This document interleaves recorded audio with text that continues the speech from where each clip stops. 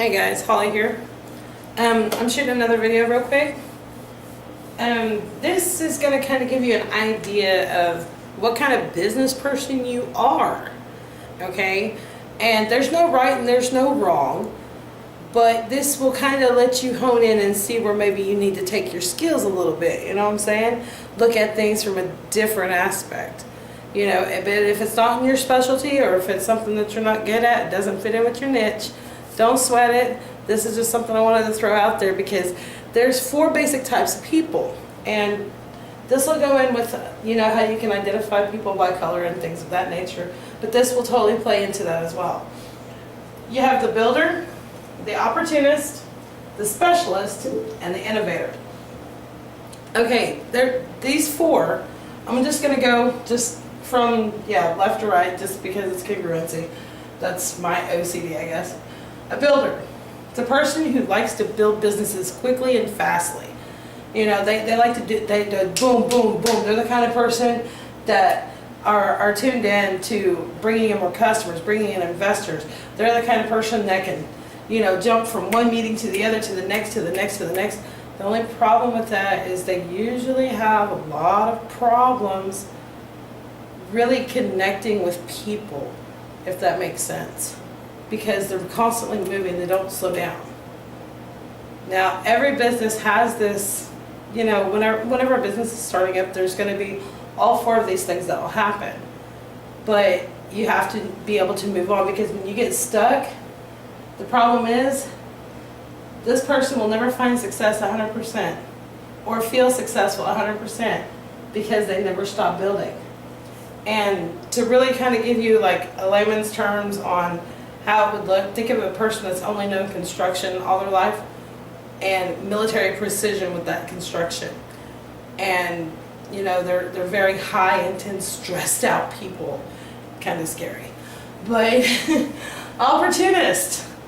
Opportunity knocks. Everybody hears that. But will you open the door? Well, you've heard the old saying, is the cup half full, is the cup half empty? Well, I'm the person that sees everybody arguing about what the cup is. I'll take it and go get a drink, because that's opportunity, right? You got to be careful about being an opportunist. They like to hop from business to business. They're really good at sniffing out the next bigger, better deal. You know, the BBDs. Well, that's not necessarily a good or a bad. They're great at finding new opportunities and getting in. And just whenever they think it's going to crash and burn, they bail right at the last second. They've got a really good tune-in for things like that. But that's not necessarily a good or a bad either. And their biggest demise is their impulsive decision-making. They'll make a snap decision. But at the same time, that's also where they get their motivation and their strength. Because they're good at making those quick decisions, and they get in and find out if it's a good thing. If not, bam, they're out. Their success is measured by how much money they will make when not working. That's how they measure their successes. Specialist. They're very analytical. And a person who's really analytical, they like to see it in black and white, and they want to hear it, you know, because there's like 3 different ways of learning. You hear it, you see it, you say it. Or you hear it, you see it, you do it, kind of thing. So this person, they're very attracted to numbers. They like the congruency. They're good with charts and measurements, and you know their biggest downfall, I guess you could say, is this is where what happens to a lot of entrepreneurs. They will set down their goals as to how much they want to make a month and what they want to do. But what do you do after that? You know, then they kick into the customer service mode. Well, once you hit that target that you wanted, it's not time to stop. The sky's the limit, right? And if you're thinking like me, the universe is even bigger than the sky. So I'm looking for another galaxy, because I don't know if there could be enough of me in one. So, you know what I'm saying? So they get stuck in support mode. So their success is based on the income level that's achieved, and then they hit a stop point, and that's it. They get stuck. And there's a lot of people that will teach you, and that can teach you, you know, myself included, how to get past that being stuck. Innovator. Mark Zuckerberg.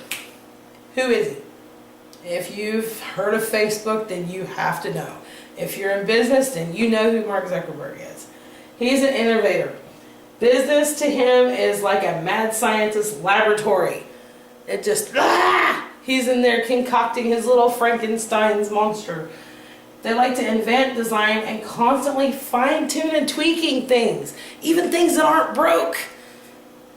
But this actually helps because sometimes you have to break things to make them work right again, right?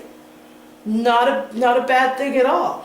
The cool thing about these people, and I love working with these people, even though they can drive me crazy sometimes because you're like, seriously, it's fine, you know? It's okay to be a little OCD, but this is going too far. Their success is based on the impact of their idea, how it impacts, you know, the people that they was creating this idea for, you know. And so just to kind of give you a quick overview, the builder, construction architect, you know, they got to move with precision quickly, constantly building. They're very high stress people. The opportunist, I like to think of them as kind of like the little jackrabbit. They're just like, and they run, you know, but they're really good at what they do. And their success is measured by how much will they make while not working. Autopilot business. The specialist, they're the analytical people. They like the numbers, but they're the ones that always get stuck at the darndest times. And to help them break through that, we have to get them out of the specialist mode, back into building mode, back into opportunist mode, and maybe even show them how to be an innovator. So that's you know, the innovator can learn from the opportunist, as well as the builder, as well as the specialist, because if you look at the congruency between an innovator and a builder has a lot in common. It's just these guys, they like to create new stuff, whereas these guys like to take it, okay, he made the building, but we're going to decorate it for him, kind of thing, you know what I'm saying? An opportunist, they see whatever scraps are left over, they're going to go put in their house, and a specialist is going to sit there and analyze how much money was just lost in this whole situation, or gained, depending.